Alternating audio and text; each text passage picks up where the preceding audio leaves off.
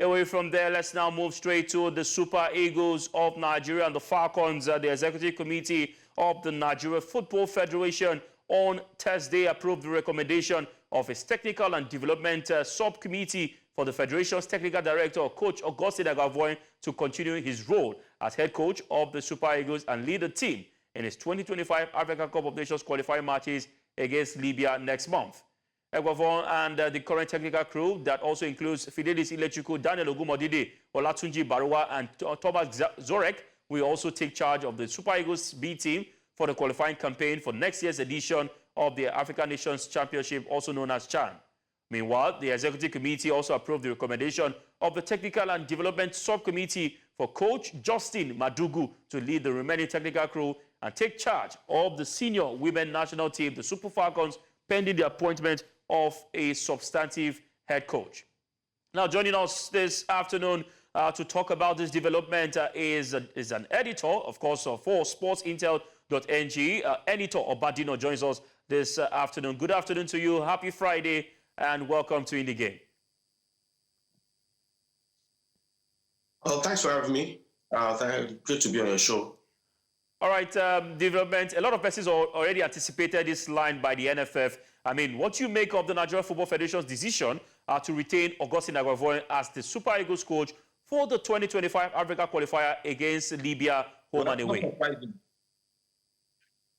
Not surprising for me. Basically, the time was too short, and in the last few days and weeks leading up to this decision, there have been no information out of the glass house in terms of a new coach coming on board. Just pure speculations that were never officially confirmed. So I understand they needed to continue.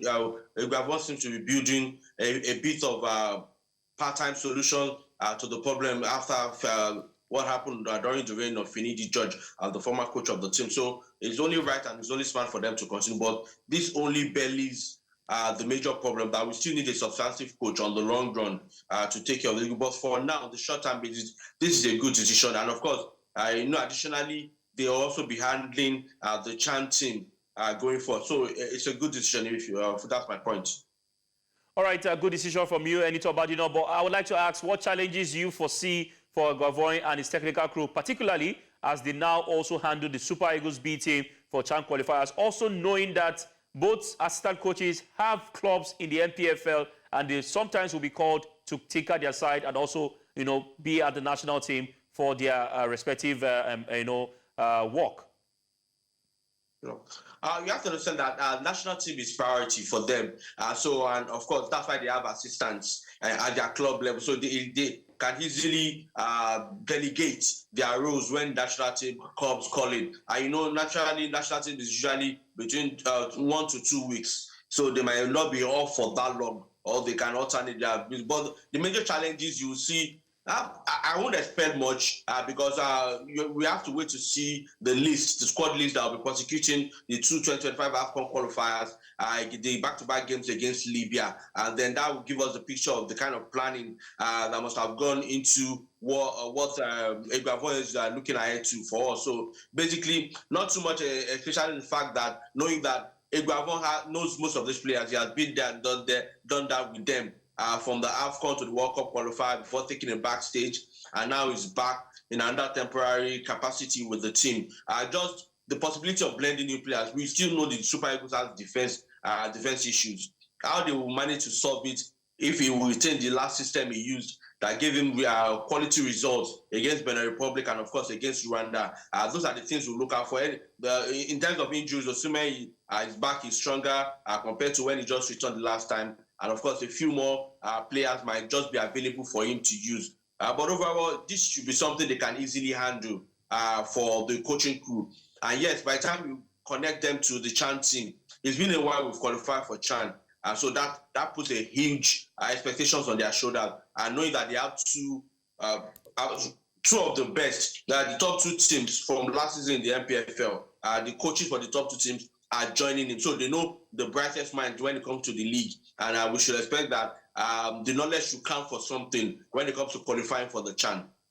All right, well said. Let's quickly move straight to the Super Falcons of Nigeria. Coach Randy Waldrum is no longer with the Super Eagles of Nigeria. Justin Madugu has been appointed as an interim manager pending when a substantive, when an appointment will be made on a permanent basis, how do you think this interim setup will impact the team's preparation and performance in upcoming tournaments, especially with the Women's African Cup of Nations around the corner? I think this decision still needs a bit of clarity.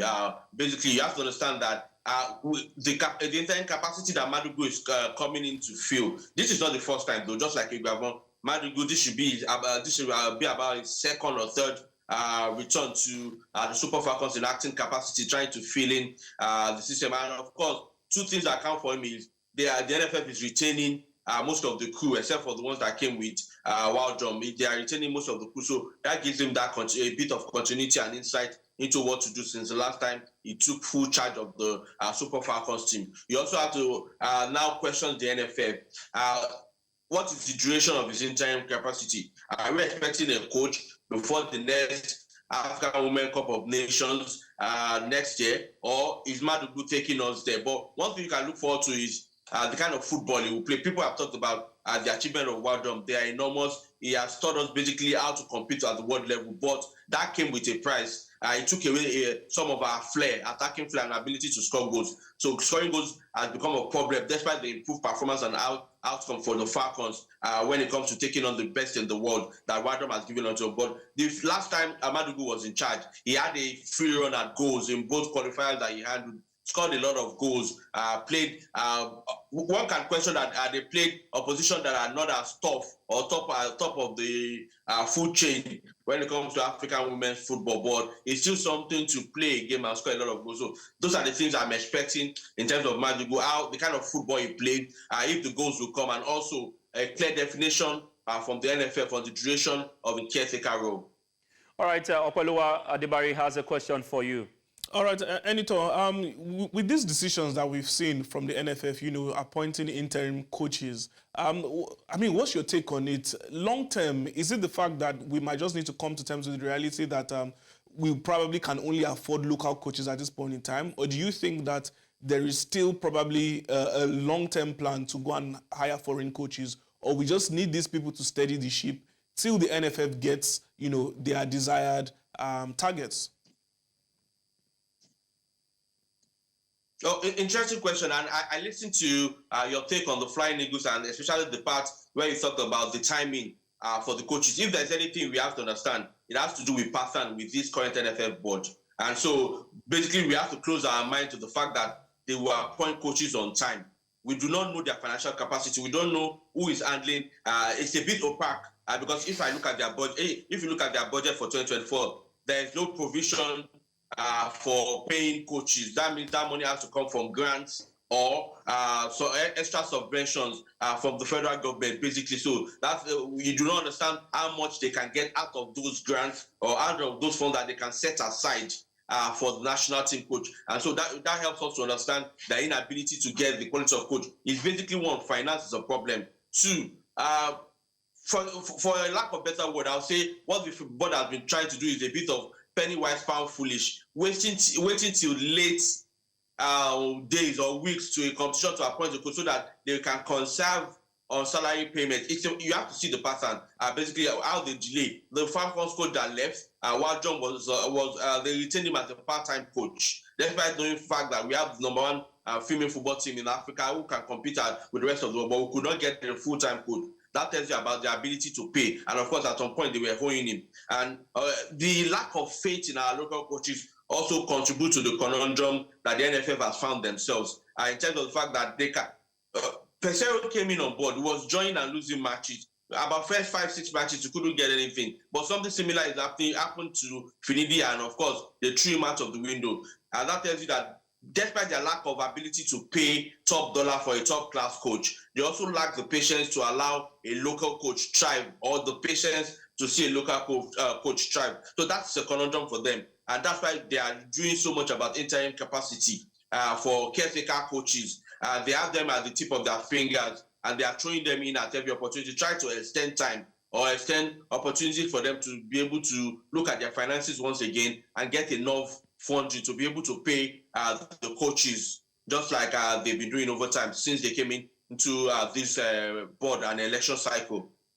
All right, Editor, but before I let you go, from me, I mean, you've talked about the reasons why we are in this situation, but it's so sad that a brand like the Super Eagles of Nigeria and Super Falcons of Nigeria, this present NFF, are finding it difficult to, really gain, push the brand and get lots of profit and dividends from the brand. Most especially, look at the Super Falcons, what they did at the World Cup. They were not able to still make more from the brand.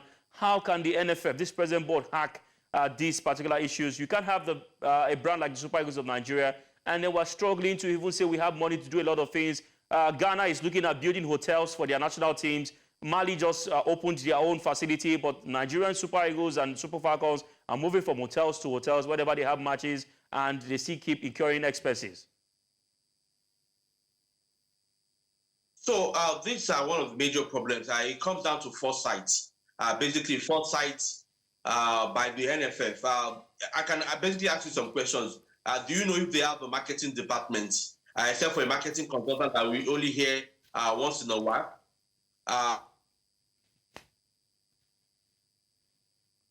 All right, Editor? All right, I think we lost communication with Editor Badino, but he was talking about, the marketing aspect of the Super Eagles of Nigeria. Editor, are you with us?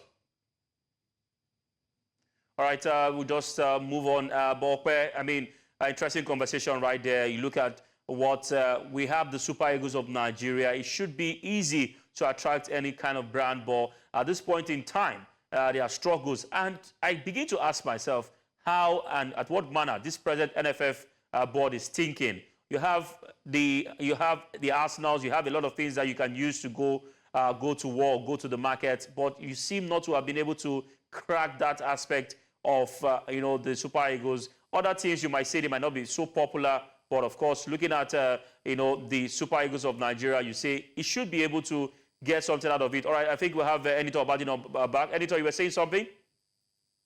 So basically, I was trying to drill into the issue, because you have to understand the problem of structure. You have to question, the basic question you have to ask, who is the head of marketing for the Nigerian Football Federation? Is it a full-time staff or is it a part-time staff? We know of a particular company that has perpetually been in that position for long, and of course, you only hear their name once in a while when one or two deals pop up. And you also have to look and investigate and look deeper. What are the sources of some of these sponsorship that comes in? Is it the company approaching the NFF on their own, or the NFF selling something to them? They did made an attempt at a bit of marketing at the last AFCON, where they did do it again campaign. But still, we do not have enough clarity in terms of how the processes have gone by. We are in an era now where women's football and men's football have been unbundled. We've seen it at FIFA level, where we have a specific companies or sponsors going for the women's football alone, as against the previous norm, where you have the women's game bundled with the men's game. So once you buy the men's game, you get automatic sponsors for the women's game. And we do not have that clarity, or we do not have a strategy that is recognized and you can easily point to by the NFF in terms of their marketing plan. They have a huge brand on their hands, and for so far so good, they do not look like somebody who knows how to use that brand to get what they want. You can give excuses for economic crunch and all of that, but we still know sponsorships are happening. Clubs in the MPF, at least a few of them that are active and working, they are getting sponsorship running to hundreds of millions. And for a brand like Super Eagles that sort of gives you that national spread, it should be a darling to most sponsors if they put in the work. It's not an automatic thing, but if they put in the work, they should be able to attract more sponsors that will come on board and that want to identify. How many activities do you have except when the Super Eagles are playing matches? That tells you that they are not prepared to maximize or activate their brand themselves. It becomes a problem when brands do not know where they fit into a brand as big as the Super Eagles or for the Super Falcons, because you have less activities. You are leaving the brands with the hard work of not just coming to bring in the money, to also activate their branding, creating content or paying content providers to help them to create content around the brands that they have made. So that is a huge problem. We do not have most of our Super Eagles players as ambassadors of major local companies in Nigeria, because they are not in the conversation. And when you start stacking all these together, then you understand that there is no proper structure at the Nigerian Football Federation level for them to attract what they truly deserve. And it's a work that they need to put in a lot of efforts to get done.